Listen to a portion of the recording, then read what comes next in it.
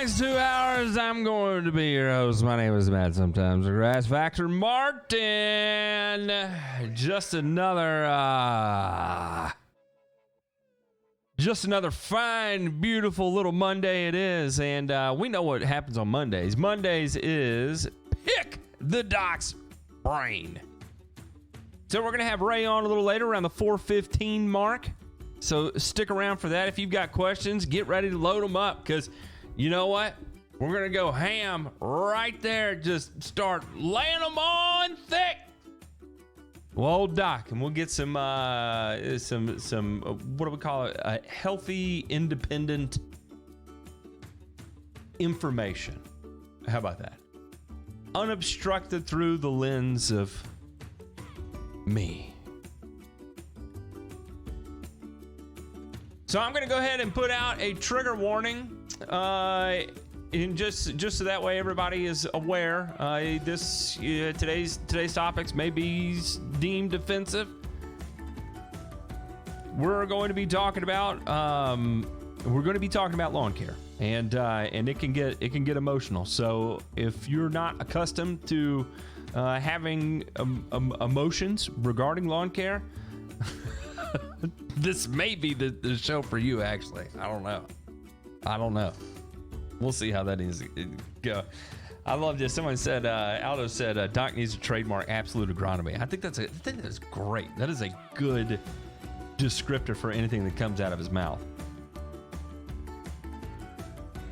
Zabow!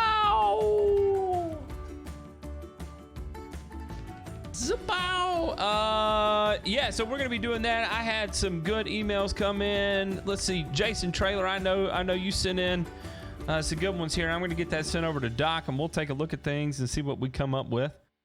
I think we might have some sort of recommendation here, at least some sort of minor recommendation, probably some food for thought. So I'm getting that sent over to him so he can review these things, and that way I'll kind of come up with an idea, he'll come up with an idea, and who knows where we end up on the whole deal. Jason, you may end up saying, you know what? I've got my own perspective of what I think it is, and I think both of y'all are wrong. And that's okay. That is 100% okay. There is no, hey, really at the end of the day, it's all about making progress, right? It's all about making progress. So, of course, there's going to be, in the grand scheme of things, there's very few things that we could just be absolute about, right or wrong. Because when you start dialing down into these minute details, there's so many different ways to approach how to handle these things.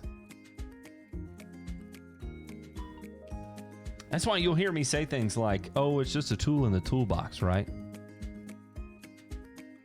Because there is. I mean, it's just, you can interpret it to be and work and function in so many different ways. And Jason, exactly like you said, putting heads together can't hurt. You're exactly right. The more minds you get thinking on it, and the more of, I don't know, just ideas you can come up with. Different brains, different strategies, different everything all around. It ends up paying off one way or another. I enjoy being part of think tanks when it comes to lawn care, when it comes to fertility and all that fun stuff, because it exposes me to a line of thinking that I'm not necessarily accustomed to. It's outside of my own logic or thought process. I think very linearly, kinda. I tend to pull some things out of thin air, but I try and come up with at least a justification for every time I do it. So I'm almost hyper vigilant in that sense, that I try to look at all the negatives to form what I think the next step should be. Kind of work backwards that way. Does that make sense? So other people don't think that way, because there may be a missing piece that I'm missing that makes the next logical stance easier to understand how you reach that conclusion. How about that for speaking in code? I mean, that made no sense. We got a question here. Mike said, a train leaves Denver traveling at 92 kilometers per hour. Another train leaves Toledo traveling at 88 kilometers per hour. How much glyphosate and Milo is needed for anyone to care?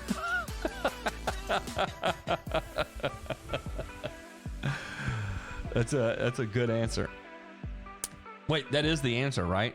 How much glyphosate and Milo is needed for anyone to care? That is the answer?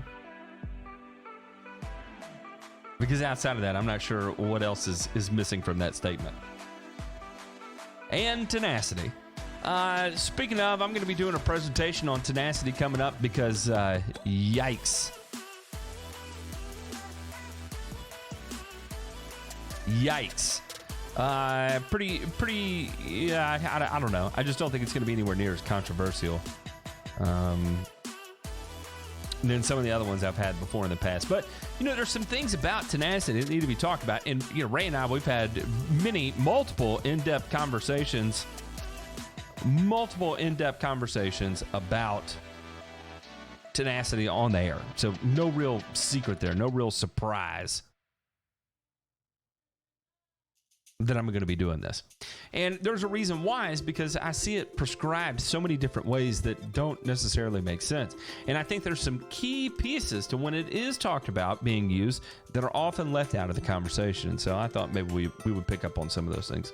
This playlist I have today is absolutely insane.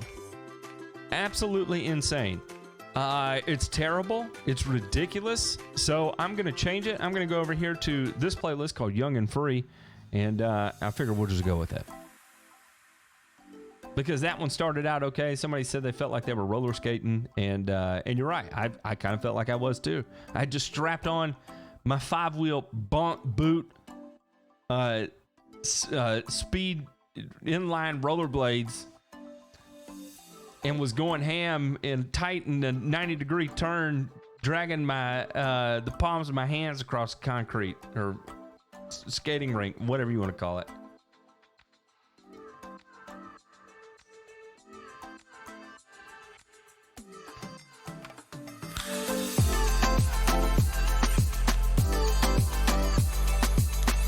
In other news, if anybody's of the praying type, please say a prayer for Eric, the Turf Teacher Jones. He was in a horrific mountain biking accident and broke not one but two arms. And that's, when you work in the green industry and you break your arms, I mean, that is not a good position to be in. It's hard to get anything done with two broken arms, more or less, especially in the green industry. So everybody reach out to Eric, the Turf Teacher Jones, show some love, some support, and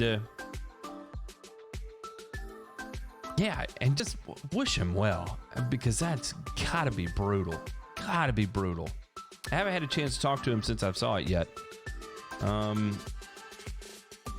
So I don't know. Hopefully we'll talk soon and get a status update on how he's doing. Because I don't ever want that to happen to anybody, especially somebody in the green industry. I mean, we live and die by our hands. Everybody that has worked in the green industry, I mean, you look at their hands, they look ridiculous. I'll tell you who's got ridiculous hands. There's another guy on YouTube called Pete Denny, GCI Turf. Go look at his hands. If you ever meet him out in public, shake his hands. I promise you, it'll feel like he can rip your arm off your body and beat you to death with it. Just years of tearing open fertilizer bags, years of throwing fertilizer bags, years of trying to yank a piece of equipment out of a terrible situation and all that fun stuff. You tend to get some kind of gnarly gorilla hands. And I tell you, Pete Denny has the most gnarly gorilla hands of anybody I've ever met. Paul Outlaw of Paul's Prime Cuts is maybe number 2 or maybe tied for number 1, somewhere around there. But definitely some chimpanzee type strength in their hands. It's the kind where you don't even want to shake their hand. You just high five them because you know they're going to rip it off. Yes, the lawn stripes. Daniel said, "Are you talking about Pete Denny tearing arms off?" Yes, 100%. I'm talking about Pete Denny. He could yank anybody's arms off the side of their body. You can go pick Arnold Schwarzenegger up out of his prime and put him side by side with Pete Denny, and I promise you, Pete would reach over to shake the guy's hand and accidentally tear it off. Not intentionally. That's not Pete's MO. He's not mean about it. He just has that freak strength. He would inadvertently rip off Arnold Schwarzenegger's hand And everybody would freak out and be like, why did you rip it off? Why'd you? And Pete's not the kind of guy that's going to rip it off and take a bite out of it or something, you know? It's just going to be an accident. He yanked it off and he'll be like, oh, sorry, guys.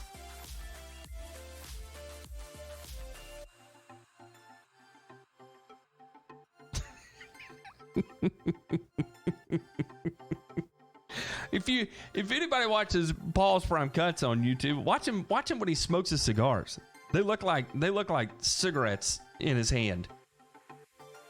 There should be a visual reminder there that, you know, he's got these big Churchill tobacco sticks in his hand and they look like cigarettes. And in fact, I think the cigars he smokes are the big gherkins, like the huge ring gauge, you know, that are like the size of I don't know, maybe something like the size of a camera lens like this.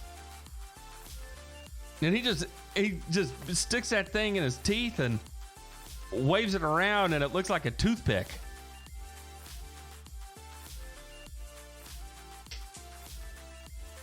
I don't know if Paul takes a bite out of his cigars or not, but if he does, it would not surprise me in the slightest. I mean, he is part horse or something.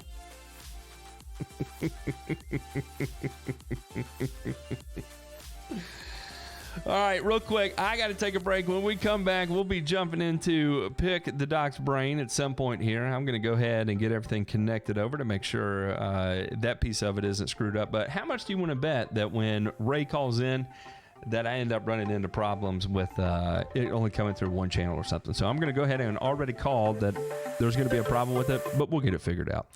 You are listening to Turfs Up Radio, your industry, your station. The only radio station in the country dedicated to an entire industry that is the green industry, where we work, we play, we love. We'll be right back after this.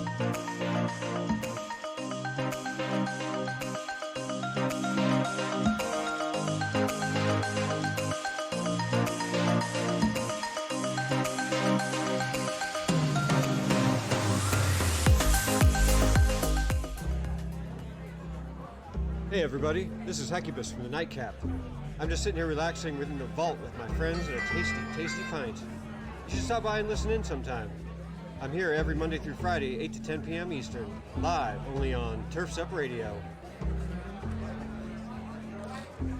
Your industry, your station.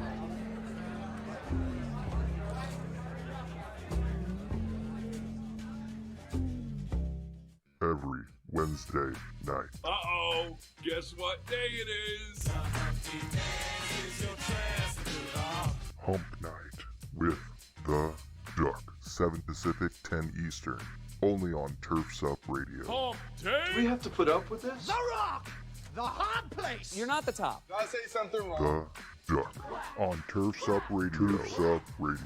Your industry, your station. Are you a military family with a spouse on deployment away from home? Did you know that nonprofit Project Evergreen has thousands of volunteers across the country ready to help military families with lawn, landscape, and snow removal services? We call it Green Care and Snow Care for troops. If you are a military family and would like to receive this free service, or if you'd like to volunteer to help, visit projectevergreen.org. Project Evergreen, creating a greener, healthier, cooler Earth, 1 yard at a time. Hey, landscape pros, are you tired of digging through rocks and roots and breaking shovels in the process? Then it's time you checked out the GeoRipper 616. It's a landscaper's dream with the Makita 6 Series 2-cycle engine producing over 4 horsepower of raw performance. The 616 digs deep in up to 16 inches of the toughest soils. Lighting, landscape, and irrigation contractors already love this improved lightweight trencher with its ability to get in and get out faster, easier, and with less ground disturbance. And you will too. This redesigned GeoRipper 616 comes with 2 heavy-duty digging chains and a whole mess of helpful extras. To learn more about the GeoRipper and how it can help you out in the field, visit georipper.com today.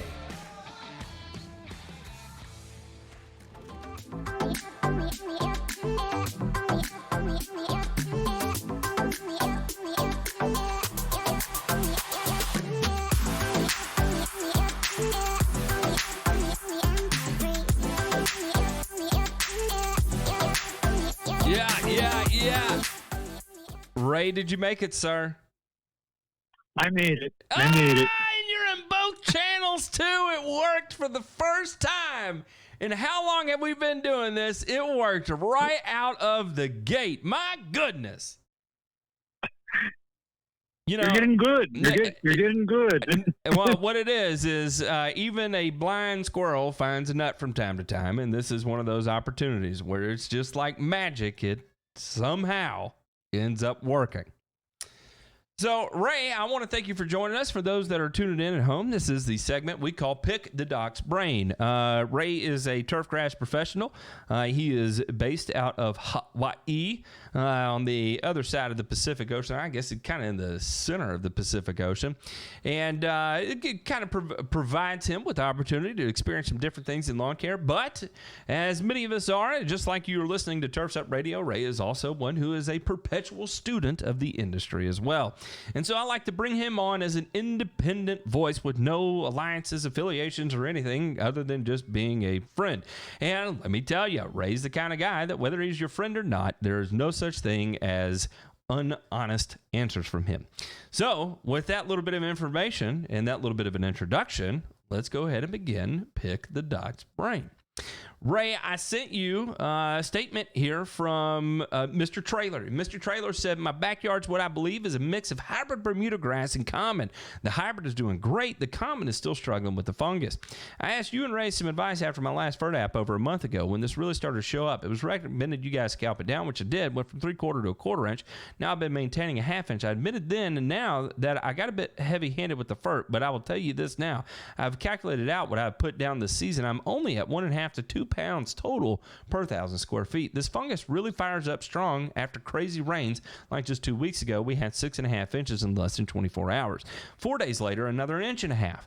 I'm trying to let the ground dry out, but with the current weather, it seems like the dew keeps turf wet all night long and well into the morning. And they say it's supposed to warm back up a little. You probably remember I'm in the Dallas area. I reel mow and do it religiously. Full disclaimer, I'm no photographer because he sent a couple of images as well. And we kind of have some visual representation of what's going on. And so, Ray, I sent that to you to take a gander at. And I wanted to get your input here that we could pass along to Mr. Trailer. Okay. What he's got going on is some rather severe leaf spot. Yes. I knew it from my old days. They called it helminthosporium. Helminthosporium. I still call it that. Right. And the fungicides for helminthosporium have changed quite a bit. Right now, I'd be looking at something like, I go straight for either the Armada or the Exteris Stress Guard right now. Because he mentioned something about Scott's Disease X. But Scott's Disease X, which contains, I believe, Isoxaben granule, that is something that I would probably target towards a soil-based disease, whereas this is more a leaf, stem, and crown type disease. I'd want to get the fungicide on the leaves right now. Yes, and that's why I was thinking, especially with that much pressure. I mean, what he described with the intense rainfall, never being able to dry out. I mean, that's breeding ground right there for very intense whatchamacallit, leaf spot, helminthosporium disease. And and even though azoxystrobin can be rated really well for control of that, I just don't know about the way it affects. I don't know enough about how the disease affects the plant to determine whether or not you should that a soil application is going to be effective at all. We know Rhizoctonia solani occurs naturally in the soil, right? But really, when we're talking about leaf spot, am I correct in thinking, I know you said there and you kind of touched on it, it doesn't move from the soil through the leaf, it actually occurs on the leaf surface, is that right? That's correct. If anything, the fungus exists as spores in the thatch layer, and under ideal conditions, it then moves up onto the leaves and the stems. And so if you apply something like a granular azoxystrobin, what has to happen is the granules need to release their azoxystrobin into the soil. Then the azoxystrobin then needs to move down through the roots and then come back up in the leaves. And that process can literally take at least a week or longer. And when you're talking about this much severity and this much pressure, that's a long time. And I don't know how long ago the application was made. I don't have that information, but I would say with this much pressure, as far as an application interval, what would you be thinking? Would you be going the 14-day or and here's the other thing, and I'm looking at a fact sheet for Helminthosporium right here. Even our most advanced strobilurins are still requiring, like azoxystrobin is requiring a 21-day interval, where normally that's a 28-day interval product. In fact, the only ones I'm seeing that offer 28 days control are the Armada, like you suggested, which is, of course, trifloxystrobin. And then also the, what is the other? It's got a DMI in it, too, as well. Okay, that's a combination of trifloxystrobin plus tridamethon. I know that as Balaton, and those are two extremely high activity. I consider them second. Like the trifloxystrobin is basically second generation, because the first strobilurin fungicide was azoxystrobin. Then that was followed by pyraclostrobin, which is what is in Insignia and Lexicon. And then also second generation is trifloxystrobin, which is in Compass, Solo, Exterior Stress Guard, which is combination with fluopyrin, and then of course my beloved Armada, which is trifloxystrobin and tridamethon. Now, when you're dealing with Helminthosporium that bad, I would in fact be going out once every 14 days. Once every 14 days. Yep, because you see that 21 to 28 day interval you see on the Armada label, that is my preventative interval, like when I'm preventing large patch in Zoysia and I haven't seen active disease yet, I'm just preventing. But in situations of active disease, you are applying once every 14 days. Yeah, and I would consider this a very, very high pressure. Yeah, he just described it to me. Heavy rain, high humidity, more rain on the way. That just tells me that if that were me, I'd literally be applying in between rainstorms, literally. Yeah, absolutely. So go ahead. So, that's basically what he's looking at is, in other words, my point blank message on this is that this needs to be dealt with a lot more aggressively than what he's thinking. Because a single granular fungicide application, again, I wouldn't object to azoxystrobin granules if I were applying that preventatively for something like large patch. I'd have no objection. But then, because we're seeing an active leaf and stem disease right now, I would be looking at a different plan. So because this does exist in the thatch layer, what about a cultural practice? Do you think any of that should be manipulated? Is this the time to come in and verticut to try and disturb that, or are you just going to be kicking up more problems?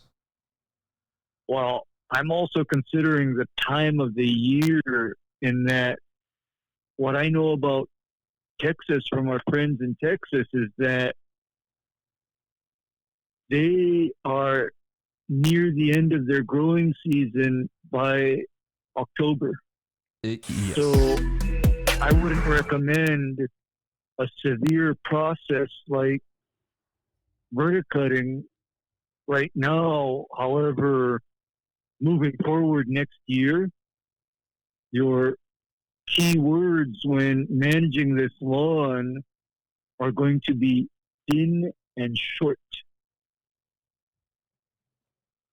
Thin and short, because even like that, I see what you wrote me, went from 3/4 inch down to 1/4 inch. Well, if he's got a mix of hybrid and common, his actual maintenance height should have been like 1/2 inch all the way down to even 3/8. It should never have been at 3/4. Never.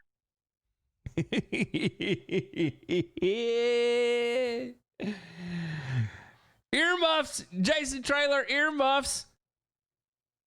I think, and it's one of those hindsight 2020 where, and I believe the reason why he said he was going that high was due to a lack of leveling in his yard, and that was the best way he could go. I can't remember, but I feel like he asked me before, and I can't remember. I may be totally just fully fledged making things up. That's a very real possibility. So I'm not sure, but anyway, yeah, there we go. Maybe now from this point moving forward that we keep a maintenance height of 1/2 inch or less.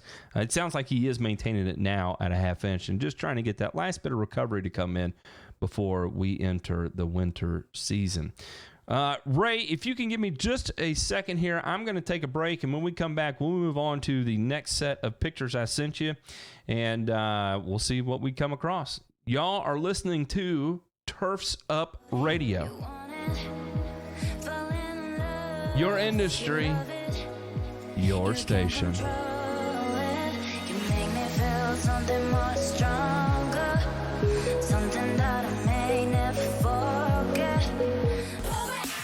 Playing the best music. Hands down and dirty. Turfs Up Radio. Turfs Up Radio. Turfs Up Radio. Turfs Up Radio. Turfs Up Radio. Turfs Up. Turfs Up Radio. Your industry, your station. Hey, Green Industry Pros, are you new to Turfs Up Radio and want to learn more? Then plug in your earphones and keep listening, because Turfs Up Radio invites you to listen while you work. Our 24/7 live radio platform keeps you up to date, bringing you new tips and interviews from pros like you who want to elevate and educate the green industry. Can't make it to industry shows or events? Don't worry. Turfs Up Radio will be there bringing you live coverage, getting you in on the action. So keep listening to Turfs Up Radio. Your industry, your station. Hey, Green Industry Pros, Turfs Up Radio is celebrating what a great first year we had and wants to give you $100 just for being involved. That's right. All you have to do is visit turfsupradio.com/shout out for 100 and follow a few easy steps. When you hear your name live on the radio, we're going to send you a crisp $100 bill. So be sure to visit turfsupradio.com/shout out for 100 to claim your cash. And remember, Turfs Up Radio, your industry, your station. Hey everybody, it's Brooke Ford, host of The Green Veteran here on Turfs Up Radio. Be sure to check me out every Saturday morning at 11 a.m. Eastern.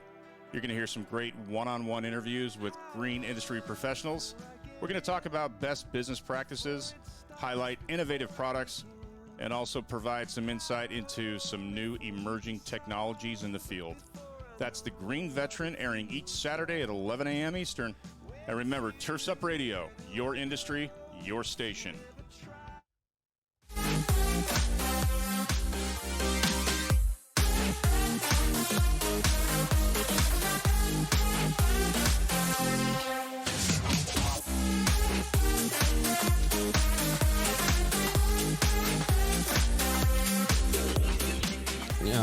right. We are back. So, kind of the next one here.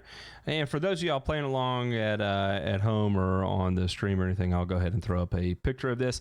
And the statement is, and boy, this is one of those statements you see and you try and keep your cool over it.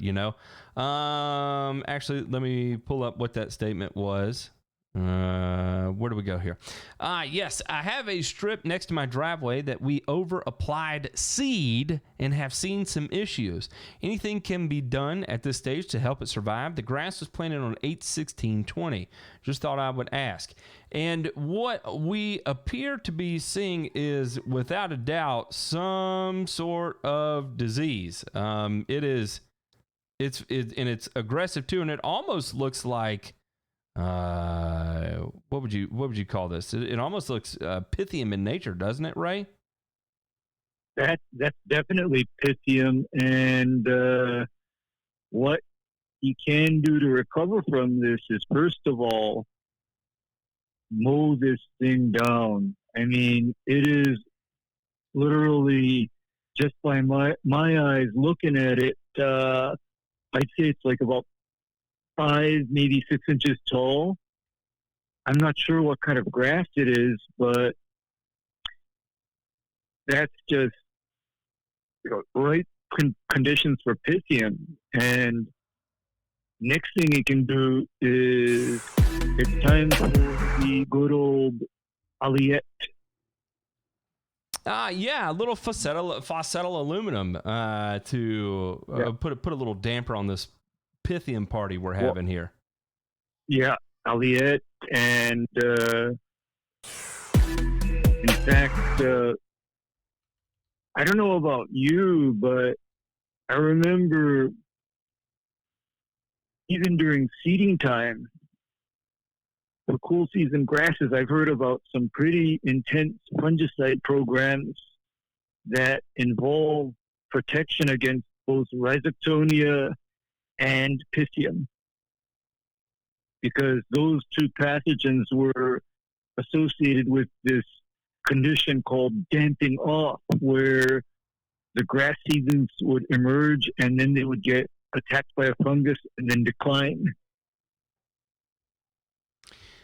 So this would even be what our good old friend Ryan, the sports turf king, he told us about what he dropped on a overseed job, and I almost fell out of my chair because I know how much that stuff costs.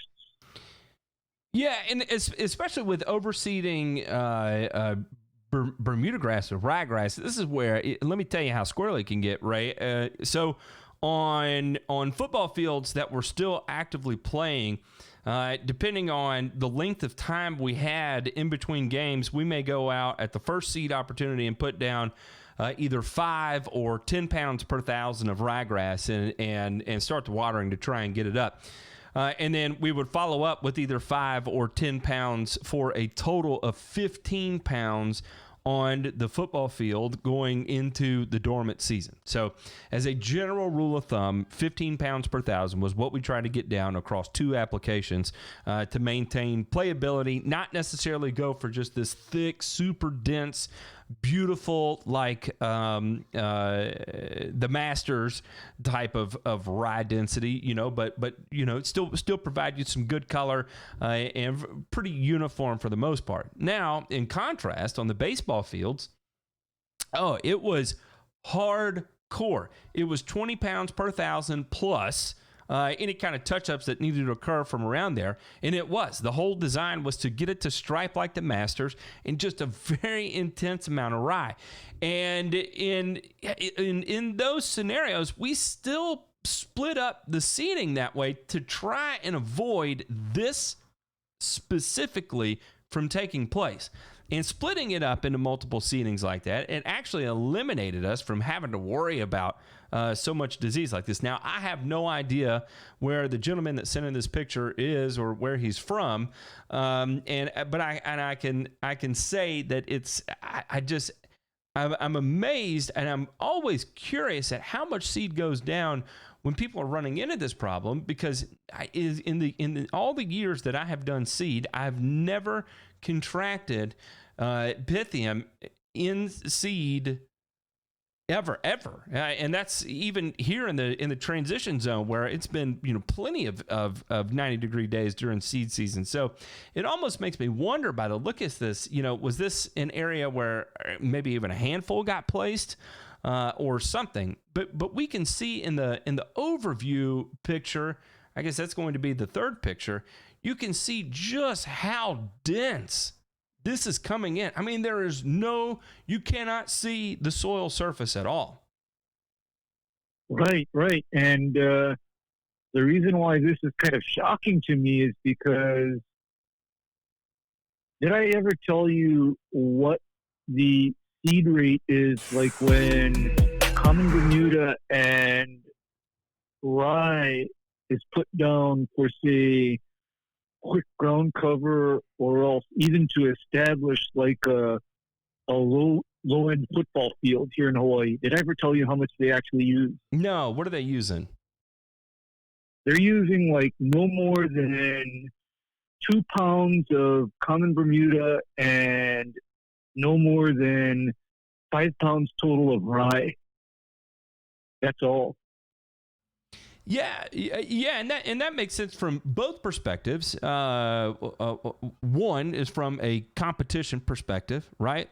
And then, and also in that same kind of competition perspective, you have allolepathy to deal with too with ryegrass. And in the heavier, when overseeding Bermuda with rye you go, the bigger and more painful that transition period back to Bermuda is going to be as well. Actually, we don't have much to worry about, because normally when this is done, it is so hot at night that the rye generally cannot maintain itself after 30 days, and it just naturally dies out. It just cannot, it just does not survive in Hawaii. It just don't survive. I mean, because, how does rye handle if, say, it's 80 degrees at night and 80% relative humidity? It's not going to like that at all for longer than 30 days. but I'm just saying that what I see there is, in addition to the fungus, I even question the long-term viability of that turf, because when you stressed it by overdoing the seeding, that is a setback, because what has to happen then is some of that germinated seed, it then has to die to make room for the actual permanent turf. Yeah. So, and this is kind of in that same vein, and as far as a remedy for this, at this point, it is a total guessing game. Could you come in right here and core aerate and relieve some of that density problem? But possibly. Because as you pull cores, you're going to be opening up space for the existing plants you have to kind of move in there. It's going to be messy, and it's going to look hideous until that breaks down, and the cores that you pull, that grass is eventually going to die. So that's a tough. It's a tough thing. My recommendation when I see this immediately is one or two things. One, let natural selection take place, and whatever's going to survive. Let whatever's going to survive. Even if you do put down something like Alliette right now to control this, eventually competition and survival of the fittest is going to take over. Then kind of the second piece of it too is maybe to try and get in here mechanically and remove some of it. And maybe the best way to do that, maybe just a guess, is to come in and core aerate. And I would use a reciprocating tine aerator here, because you can get more cores per square foot pulled out of a reciprocating tine aerator rather than a drum aerator. In this instance, I think it would just be way messier than it needs to be. I would not I would not be going in here with a power rake or a dethatcher or anything like that, at least in the short term. No, it's not ready for anything like that. You literally need to treat this very carefully because the grass barely emerged even. So I like that idea of the reciprocating tine aerator a lot. And I would even say, make like a double pass over the area, try to take out the cores, and then see what you get from there. And that would be my best bet for rescuing this. And oh, by the way, when is the normal time or timeline for mowing after an overseed like this? Because me dealing with shortcut grass, I would probably want to start mowing and maintaining it as soon as it gets to like 1 or 2 inches. Yeah. So, and this is kind of the thing I see most often done, Ray, is, well, it's new grass and I'm scared to put a mower on it. And so I'm going to wait until it gets a little willy-nilly and gnarly and out of control before I want to let it mature a little bit before I put a mower on it. So yeah. You see it get to 4, 5, 6, 7 inches oftentimes before beginning to go ahead and cut. Instead of, if you're going to maintain it at, we'll say 3 inches, as soon as it gets to 3 inches or 3.5 inches, going ahead and getting a cut on it. A lot of times it's just that fear of the first cut and laying it over and walking on it. Are you trampling it? Is it too much too soon? That oftentimes will allow it to get to this condition. I guess the other factor too is because I'm normally dealing with a different kind of mower. Yeah, that too. I don't know how would this particularly handle a real mower. Actually, what I can tell you is that in most cases, provided the ground is not soft or wet, the gentlest, least intrusive cut can be had from a walk behind greens mower. In fact, that's what the only reason why my local golf courses even have a walk behind greens mower in their shed is specifically for working on that's specifically to do the first mowing on a newly established green, for example. Because riding equipment is a little too aggressive for newly planted turf. And I'm pretty sure that, looking at the picture you showed me, I could probably get my mower on it and not hurt the grass either. My thing is, if I'm just thinking about it from my mower, is I don't even know if it would cut anything. I think it would all just lay over, and I'm not sure I would even get a clipping out of it.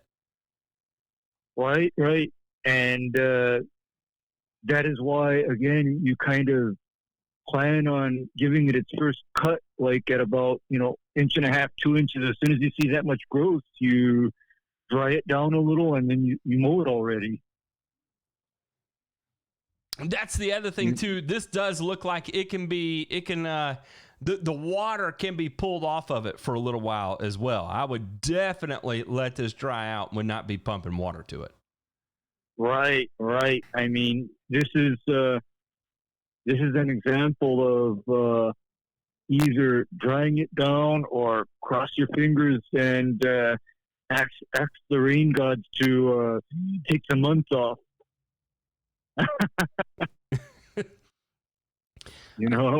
Yeah. That's Yeah, give this bad boy just a moment here to breathe. And golly, I keep going back to aerating this friggin' thing to give it some space to breathe because it's just so over planted. Ray, real quick, I got to take a break. If you don't mind, hang around, and when we come back, we'll keep on keeping on with Pick the Doc's Brain.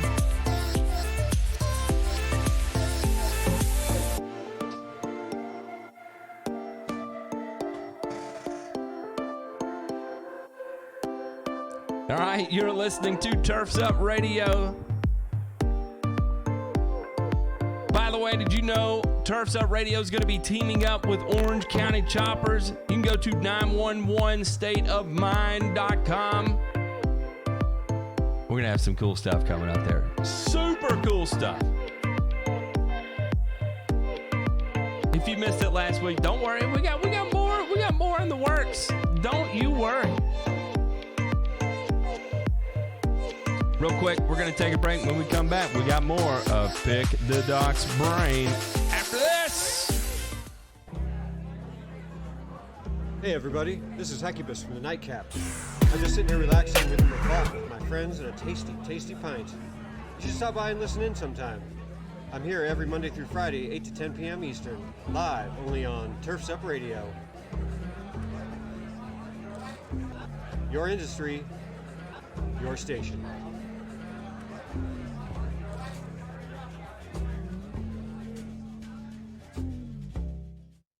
Every Wednesday night. Uh-oh, guess what day it is?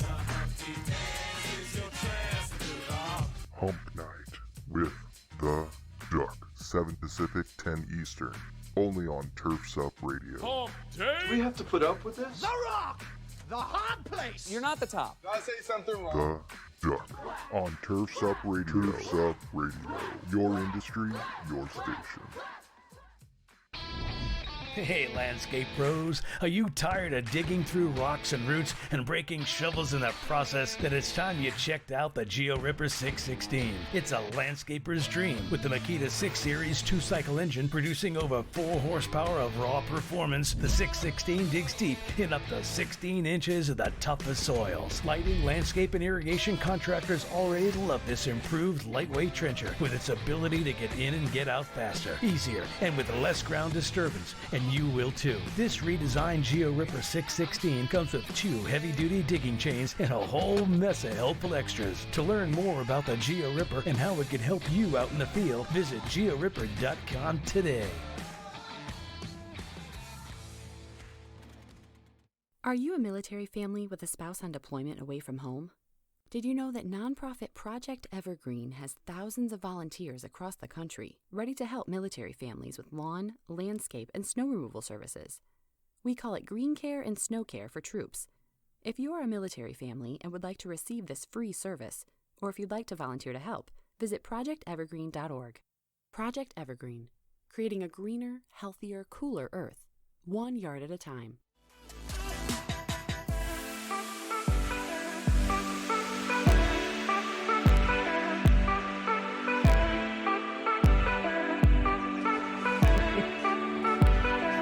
This is what?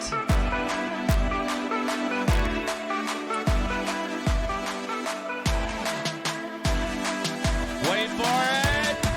Ah!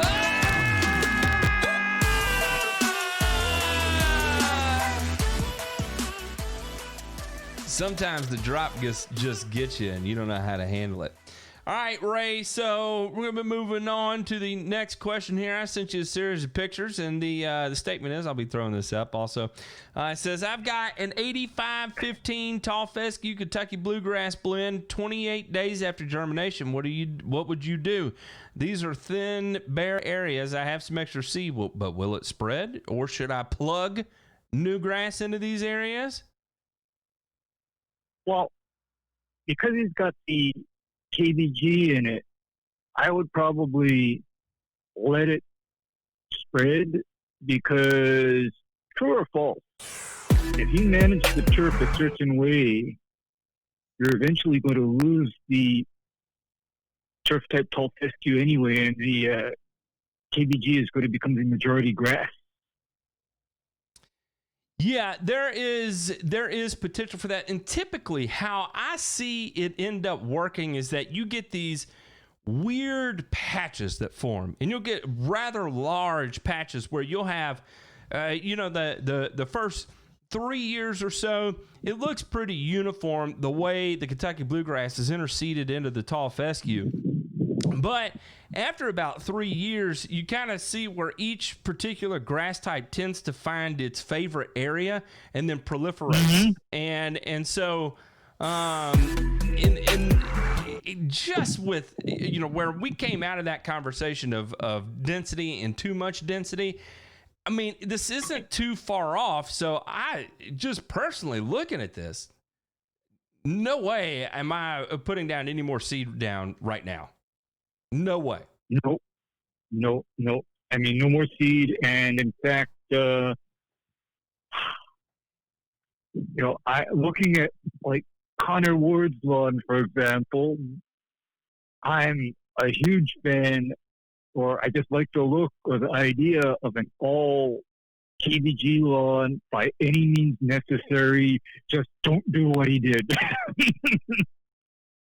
Well, we know Connor cannot be tamed, and he's just going to do whatever is necessary, or whatever he wants, either or. So either or, although he kind of did something that he didn't tell me about it until he did it, and then he asked me, "Oh my God, what's happening?"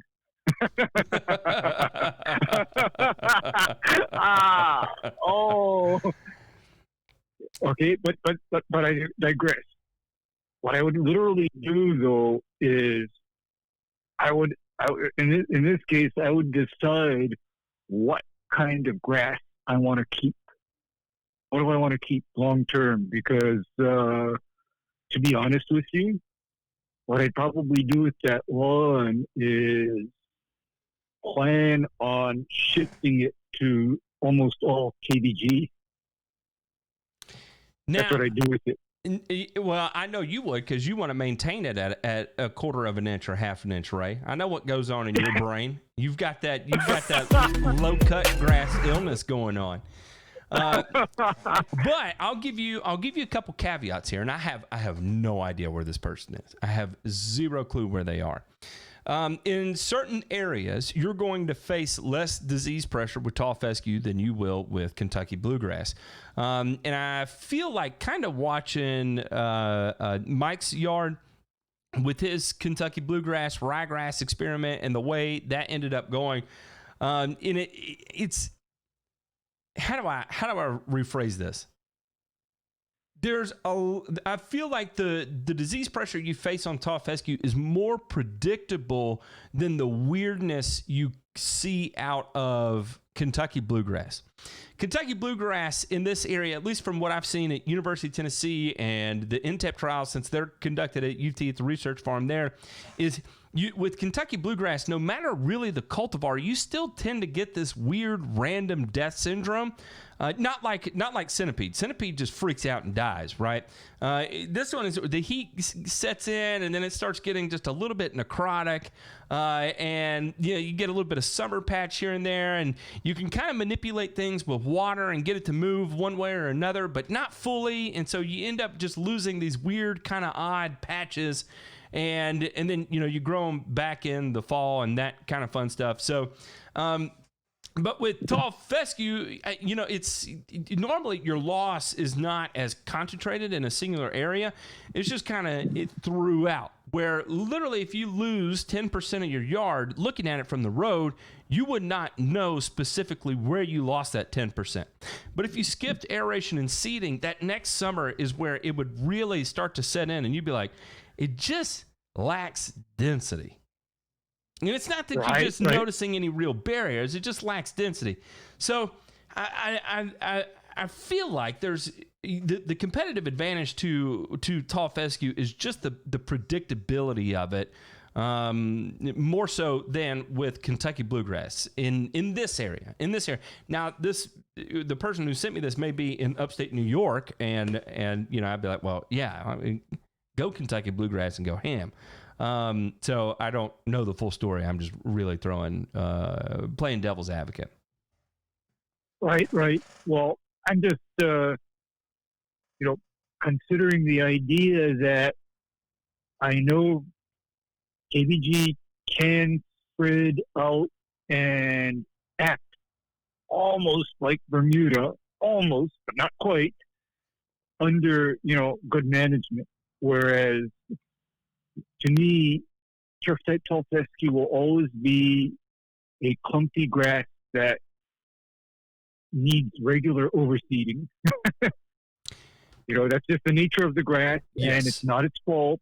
But at the same time, the other thing is that,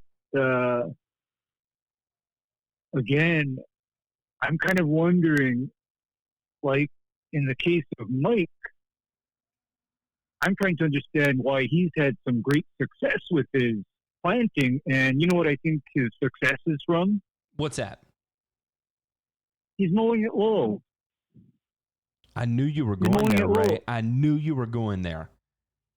Yeah, he's mowing it low because, to me, what is foreign to me is the idea of dealing with the disease-prone turf grass in a humid environment, and you're keeping it tall. That's just foreign to me. I mean, that's just like, why am I creating like a little humidity chamber or incubator for disease by keeping my grass over an inch tall? That is exactly right. And that is the transition zone cardinal sin, really, of managing any turf here, of any cool season grass here is, boy, when you're maintaining it at a high height of cut, you are literally producing an incubator, if you will. I'll use your term there, of disease breeding, really. Yeah. I mean, that's just, in my mind, because did I explain to you, for example, Matt, what happens to high-cut Bermuda or high-cut Zoysia here in Hawaii if we get a rainy period? Did I explain to you what happens? No. It bloody rots right before the person's eyes. It rots. I mean, I've had people get freaked out because they told me, oh, my lawn was so pretty and green and fabulous looking. And when it started raining, now my, $10,000 worth of Zoysia sod is all brown spots. Oh my God. And it actually has that funky smell too. When you first step out of the truck, you're like, oh gosh, what is that odor? Well, yeah, or else when I start walking around on the lawn, I'm thinking, oh yuck, this smells bad. Okay, this just smells gross. And the thing is that I'm pretty sure that over in the transition zone where your temperatures are even higher and you probably have even higher humidity, it just seems to me that cutting a lawn tall is just asking for it. I don't know. Am I wrong? Because the thing is that I get the idea of keeping grass tall to preserve moisture, but what if you've got over 40% relative humidity? What if you've got that condition? Then what is the logic of keeping grass tall? Because to me, I do not have the same level of foliar disease problems by keeping grass short. Now, of course, large catch and nematodes, will kick my butt, but then that's a soil-based condition. One day, this is no lie, I want to experience this. If I did not have to spend time in Utah to do it, I would really like to experience it. One is ultra low humidity for an extended period of time, and two, managing turf in ultra low humidity. I think that would be interesting. I'm sure it has its own set of challenges, but at the same time, I feel like it has its own set of forgiveness as well, too. And so I just wonder what that would be like. Now, the caveat is that you have to go to the extreme mountains and high altitude of Utah, and fat guys like me don't tolerate high altitude real well. So I don't know how much I would enjoy that from a physical standpoint, but at least from the educational portion of it, I think that would at least be somewhat interesting. On the other hand, I can tell you about the parts of the island that I'm on where they don't routinely experience high humidity.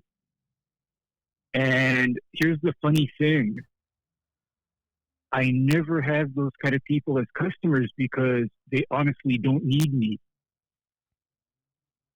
Because those are the ones that, you mow them low, you mow them high, it doesn't matter. Fertilize them, don't fertilize them, doesn't matter. I mean, the grass just doesn't care as long as you supply it water. I don't hear from people on that part of the island. Yeah. Ever. Ever. But, then, the ones that I do see, it's like, I know what's up. It's the fact is that because those people, whether they understand it or not, have absolute total control of all of the moisture in their lawn, period, they experience no problems. In fact, those people don't typically get large patch even. They don't get it. Ever.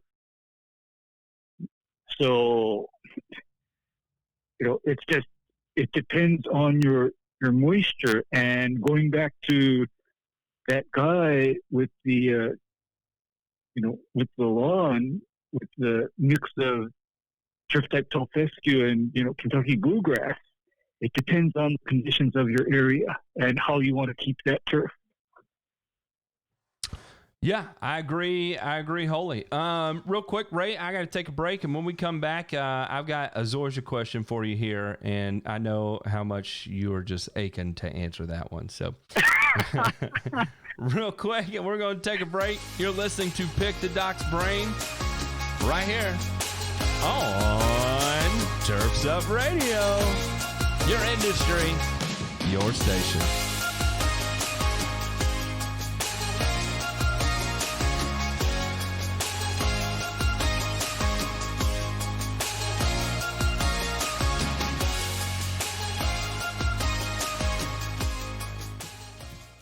Hey, Green Industry Pros, Turf's Up Radio is celebrating what a great first year we had and wants to give you $100 just for being involved. That's right. All you have to do is visit turfsupradio.com/shout out for 100 and follow a few easy steps. When you hear your name live on the radio, we're going to send you a crisp $100 bill. So be sure to visit turfsupradio.com/shout out for 100 to claim your cash. And remember, Turf's Up Radio, your industry, your station. Hey everybody, it's Brooke Ford, host of the Green Veteran here on Turf's Up Radio. Be sure to check me out every Saturday morning at 11 a.m. Eastern. You're going to hear some great one-on-one interviews with green industry professionals.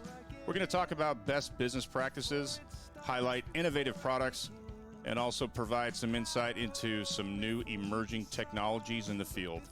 That's the Green Veteran, airing each Saturday at 11 a.m. Eastern. And remember, Turf's Up Radio, your industry, your station.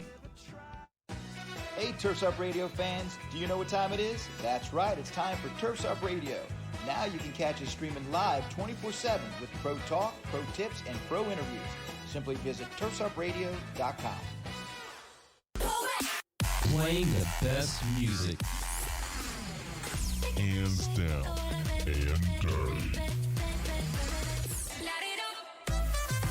Turf's Up Radio. Turf's Up Radio. Turf's Up Radio. Turf's Up Radio. Turf's Up Radio. Turf's Up Radio. Your industry, your station.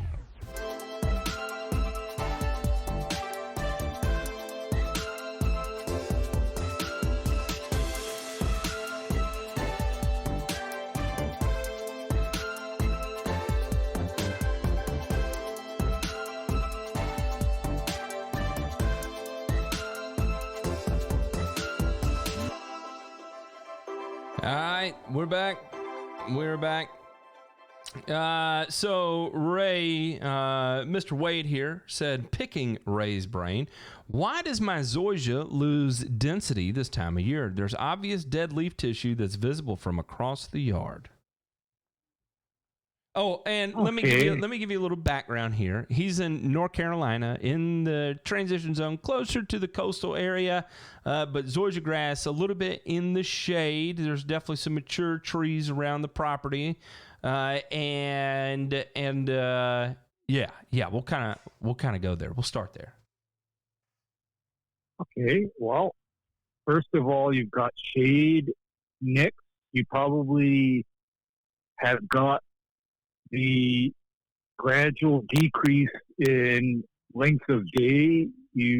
So that's just two things. And the other unknown, of course, is height of cut and whether you're using PGRs. And okay, let's take it one by one. Move into the height of cut first before we move into PGR. Okay, height of cut. What happens with Zoysia is invariably when you're not mowing it low enough, it just accumulates all kinds of dead material that you can eventually see.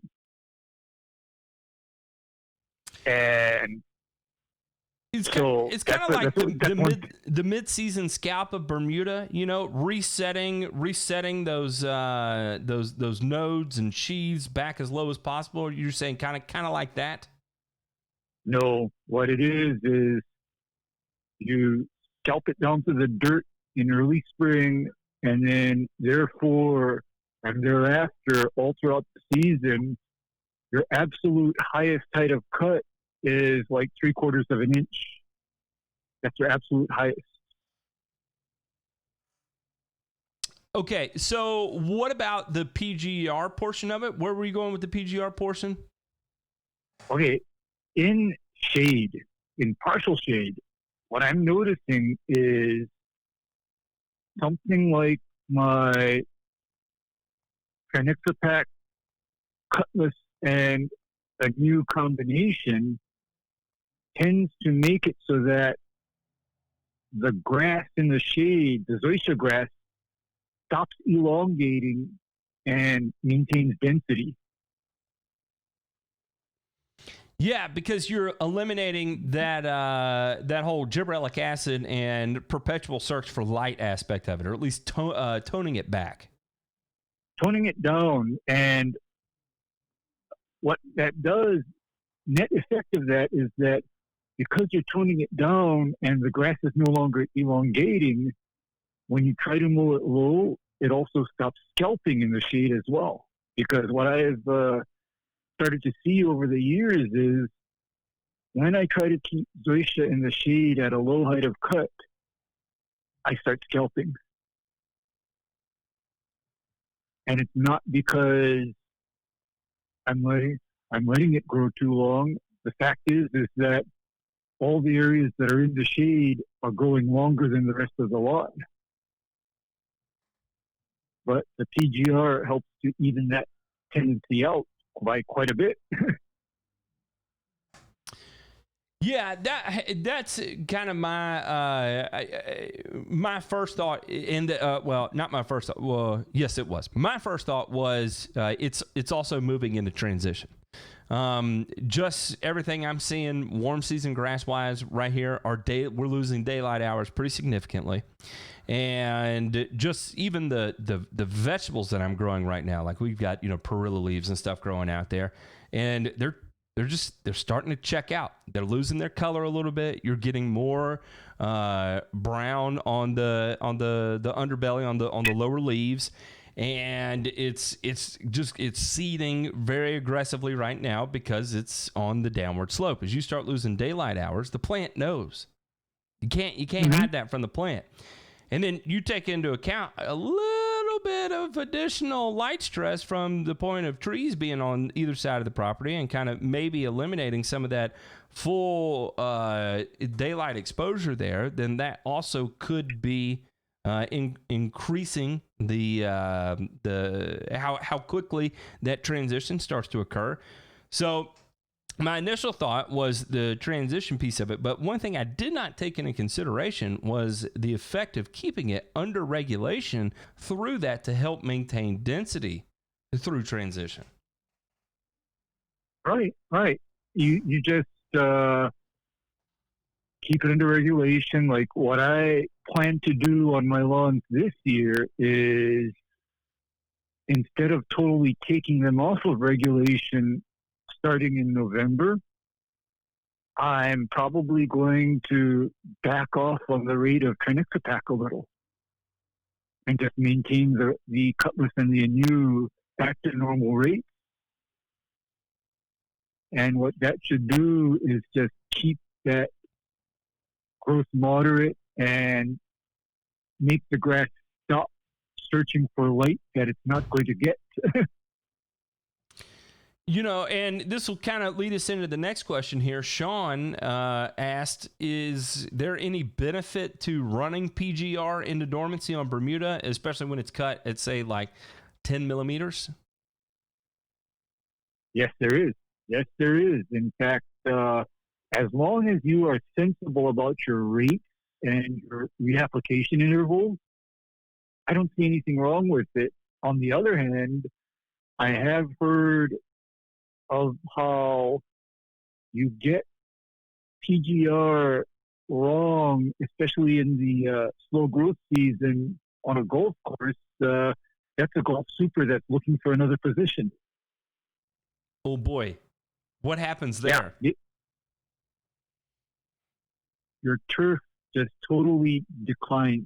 And I'm going to guess that is a golf super that is not looking at his growing degree days, for one thing. He's probably using too much paclobutrazole or pyrimidol, and he's probably also using too much Trinixapac on top of that. That would be my guess.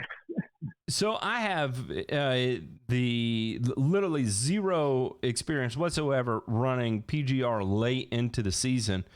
And it freaks me out from a psychological standpoint, just because I have no experience, and and everything I'm tapping into reading, I don't recall reading anything specifically, because again, also that's not something I just normally search as late season PGR applications. So I don't know. It's kind of an interesting thing there. It makes sense, purely from a loss of light perspective.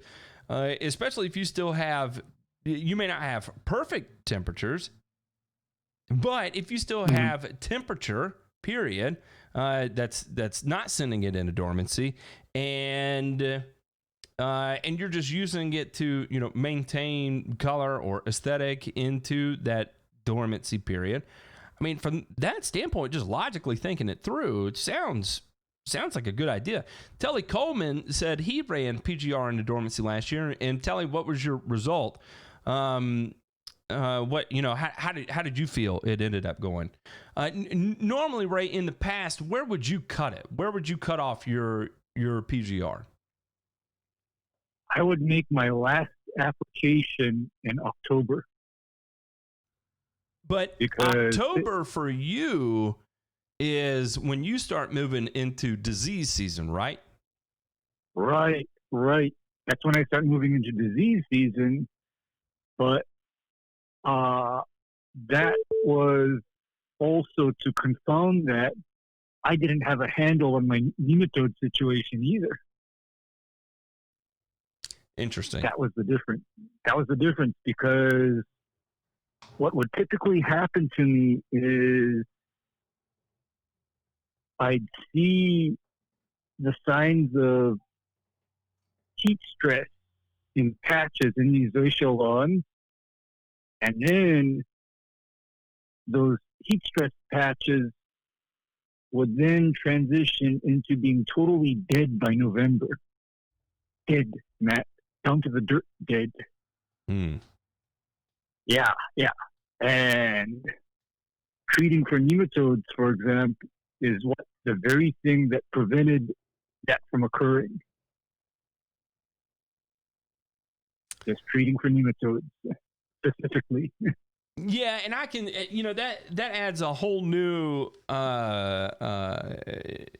layer of complexity there, because when you're dealing with nematodes, it's how much growth can you get out of the plant? You know what I mean? It's You're not necessarily, it's naturally retarding the growth, so you're trying to stimulate it to keep it alive and functioning.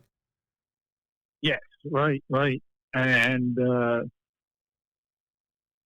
there is just a world of difference where, that's right on your product labeling. Do not apply to turf that is damaged or stressed by disease, drought, insects, etc. It's right there on the PGR label. It's right there. So you look at that and you think about that before you even consider putting a turf area on a PGR program.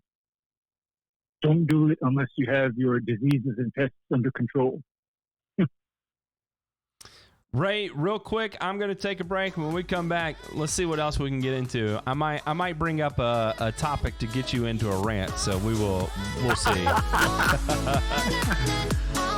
All right, you're listening to Turf's Up Radio, your industry, your station. Don't forget, check out 911stateofmind.com.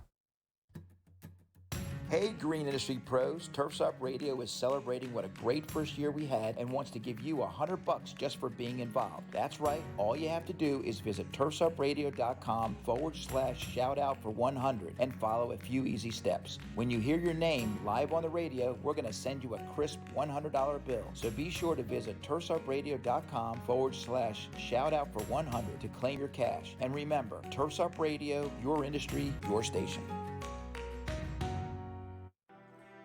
Hey everybody, it's Brooke Ford, host of the Green Veteran here on Turf's Up Radio.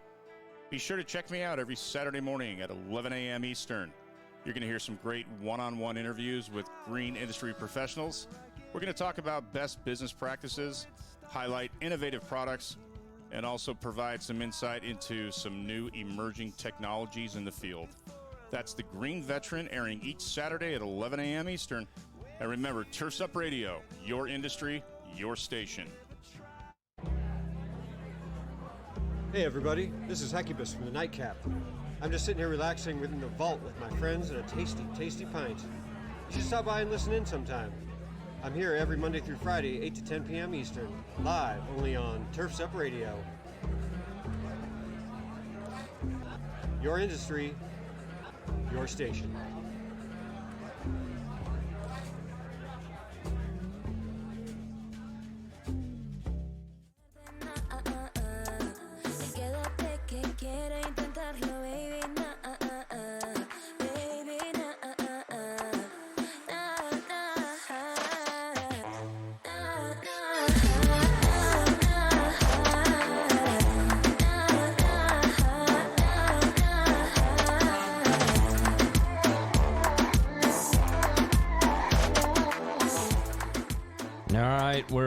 We're back.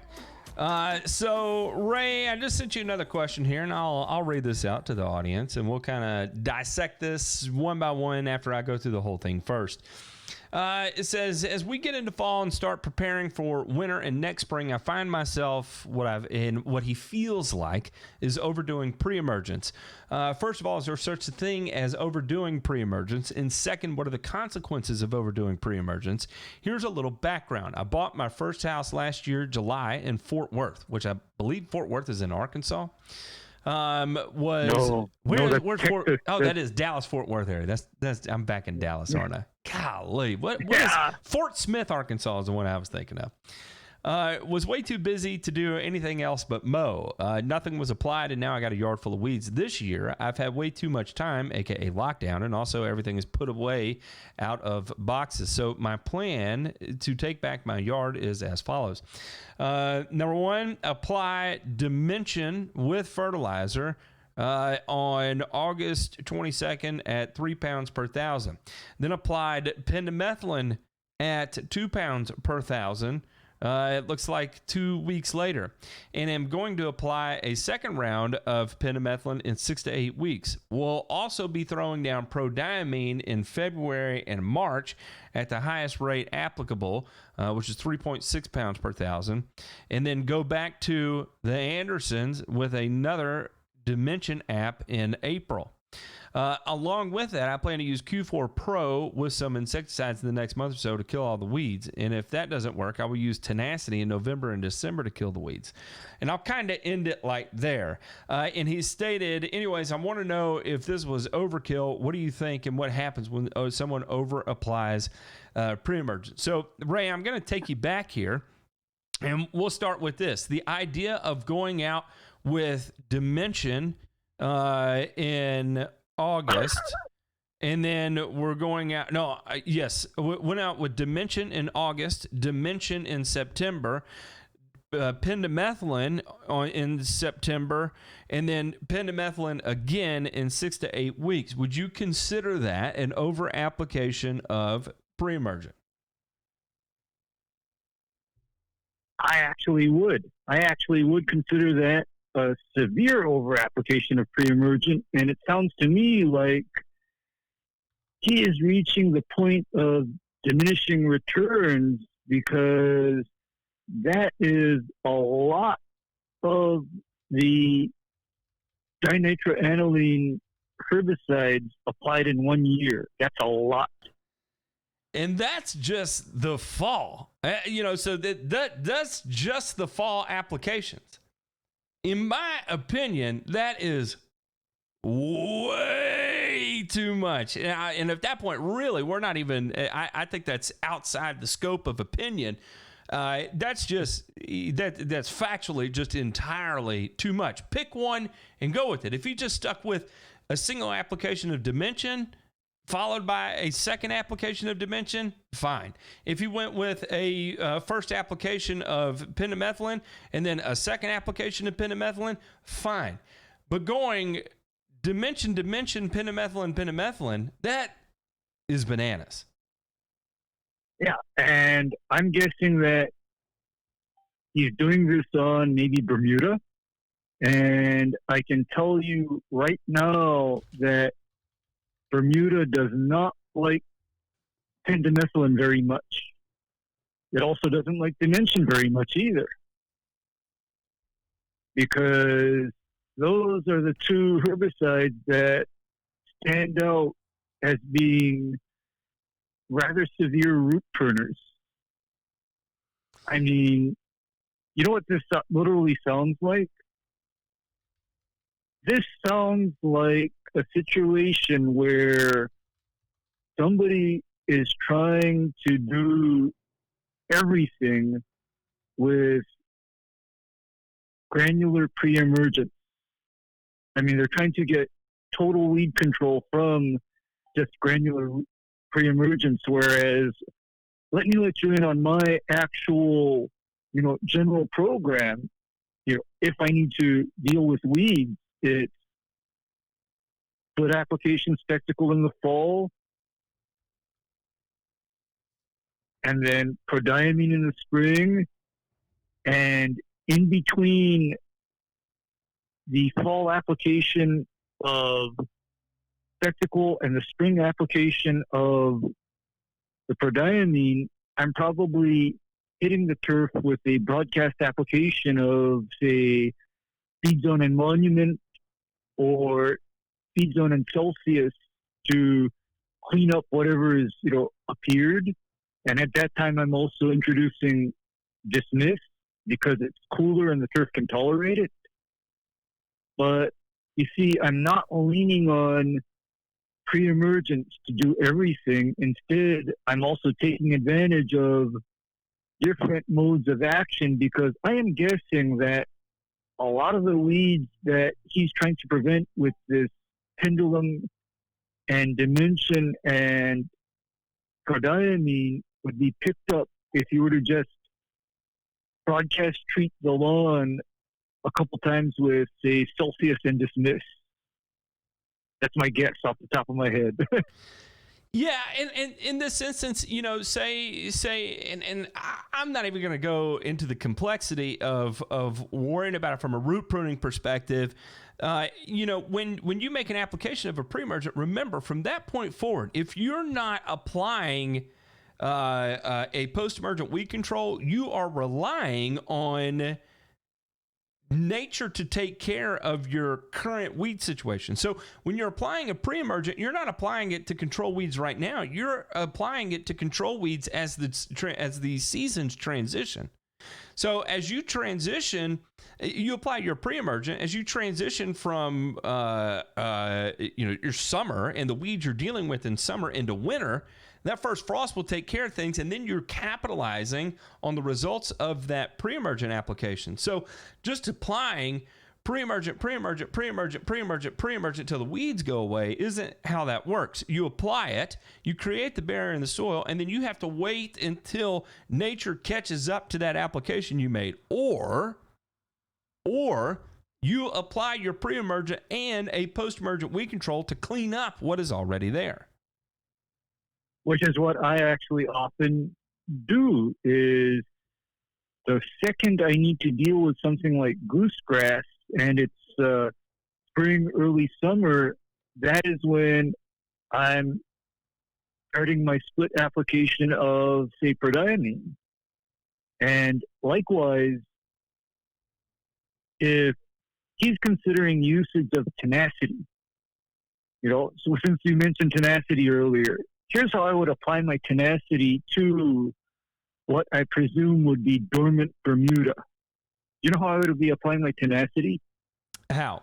If I were okay, I'd be applying 4 ounces tenacity per acre plus a pound of simazine or atrazine to totally dormant Bermuda. Do you know why? No, why? Because the triazine herbicides then switch on the effect of the tenacity above and beyond just the tenacity alone. In other words, you can use that to burn out things like poa or surviving crabgrass or a lot of other grassy weeds, but I don't recommend it on growing Bermuda unless you're totally prepared to deal with the turf after. Yeah, that can definitely get a little squirrely there. There's nothing better than 5 ounces per acre of tenacity right in the middle of the growing season on Bermuda grass. Oh yeah, and combine that with Syngenta suggests half a pound per acre equivalent of simazine with that.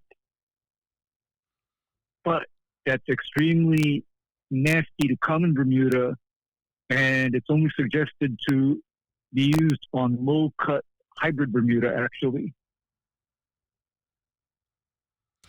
So, you got to meet some conditions and you got to be prepared. But in the winter, I would absolutely be hitting the turf with, tenacity plus simazine, say, if I needed to clean up emerged stuff. What about as it goes dormant, coming in with an application like SureGuard? That's yet another good choice. What I don't see in this guy's program is anything intended to address broadleaf weeds. I don't see it.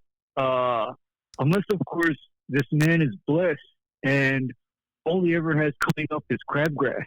Well, the Q4 Pro is, I'm going to classify that as a broadleaf weed control. Yeah. That's what it sounds like, because Q4 is, to me, definitely a better broadleaf weed killer than, say, a crabgrass killer, because I'd probably want to add the other portion of the quinclorac that it's missing in order to, take down actual crabgrass. Because I know what PBI Gordon is doing. They're kind of using lower rates of everything, but not a full rate enough to actually knock out something like mature crabgrass. So, and furthermore, like I said, what I'm not seeing in this program is any kind of broadcast preventative or proactive treatment for broadleaf weeds. I'm just not seeing it. Yes, and that is also a piece of it. And this would be one of those times where, with one of these fall applications here, I like an appropriately timed application of metsulfuron methyl. And to be honest, though, reading James's kind of plan here, where he thought this through, I'm not sure. And James, I'm not saying this by any means to offend you. Please don't take it that way. But you may not be ready yet for an application of an herbicide like metsulfuron methyl. It's not very forgiving, especially in Texas.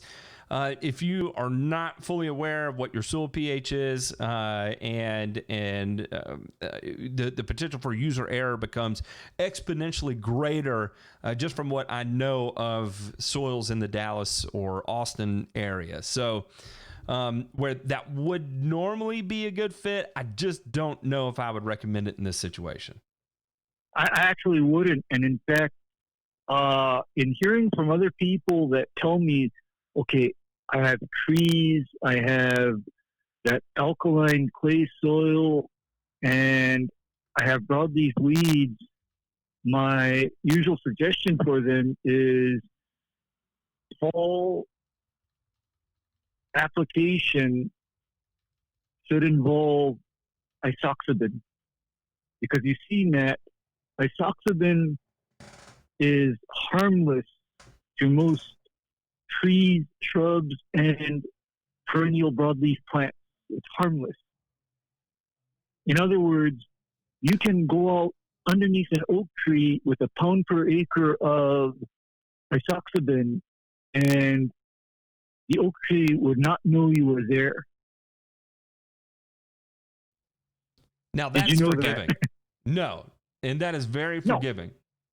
In fact, in a production nursery, I will even broadcast a tank mix of 1 pound per acre Isoxaben and 1 pound per acre of prodiamine all day long in, nursery stock. I'll do it all day long, no problem. In the pots even. Because with Isoxaben, Colonel Corn here was asking what's the best way to get Isoxaben. He has chamber bitter all over the place. I would say, maybe like Do My Own or something would have it. I used to get it from Dickens Turf here locally. I'm sure you get it through your distributor, Ray, or do you order it online? I actually order it because my distributors all stock the Dow Gallery DF, and they charge the Dow Gallery DF price for it too. In fact, if anything, they're trying to transition me over to Gallery SC. And do you know what Gallery SC costs to the trade or the professional? No. It's like over $250 a quart. Wow. And application rate is a quart per acre. Wow. I know. And your off-patent Isoxaben DF, last time I ordered it, that was only like $100 and change. So yeah, I can live with that. I think the last time I bought Isoxaben, and I'm going purely off memory here, so I may be wrong, but I know without a doubt it was less than $200 for sure. I was going to say I thought it was like $125 and a change for a pound of it for the off-patent Qualipro Isoxaben. And totally, yeah, that's the price. That's the price. Not no $250 for a quart of the liquid. And by the way, that liquid stuff is kind of interesting too, because if you don't use it up the second you open that bottle, what happens is that product comes out of solution and turns into a brick in the bottom of the bottle. Oh boy. Yeah, it's like I actually have a profound dislike for any kind of product that consists of the crystals of the product in a milky suspension. I just don't like them because they do that. Whereas the triflowable formulations, I have no problems with it because my spray equipment has very good agitation, so it's capable of mixing that material and keeping it in suspension. So that's just a preference. Yeah, and then I'll bring it back to what was stated here with overboard, with the overboard question with all this idea. Just break it down real simply. We know clearly he's got access to pendimethalin and dimension. What would your fall and spring pre-emergent applications look like if those were the two you had access to? And then we also know the idea was there to use some tenacity as well. So kind of put together a maybe like a 5-app application kind of idea that would extend from September through February, we'll say. Okay. Well, here's what I also know. One of the, I guess, repackagers or, retail, vendors, I think his name is a High Yield or something like that, also puts out an Isoxaben granule. They call it a weed preventer or something like that. But anyway, I would be adding that to his pendulum or whatever. And because what I think is happening is that he's not getting the level of broadleaf weed control that he should be getting. And by the way, folks, never, ever, ever depend on dimension, pendulum, or prodiamine to control broadleaf weed emergence. Don't depend on it.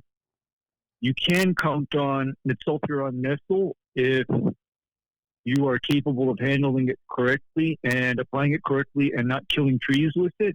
That's okay. But in a situation where trees are in danger due to no fault of your own or because you are not as experienced with the product, then I would default to some kind of an Isoxaben application. So what I do for him is I'd say in the fall, pendulum plus Isoxaben, and then dormant period, he'd be going out with the tenacity, simazine, and maybe even some speed zone or 2,4-D ester in there to totally burn down any, winter broadleaf weeds. And then come spring, he'd be doing a prodiamine split plus some more Isoxaben, and that should largely get him out of a weed nightmare with a lot less herbicide. And the only thing that he'd have to deal with would be, say, nutsedge. How does that sound?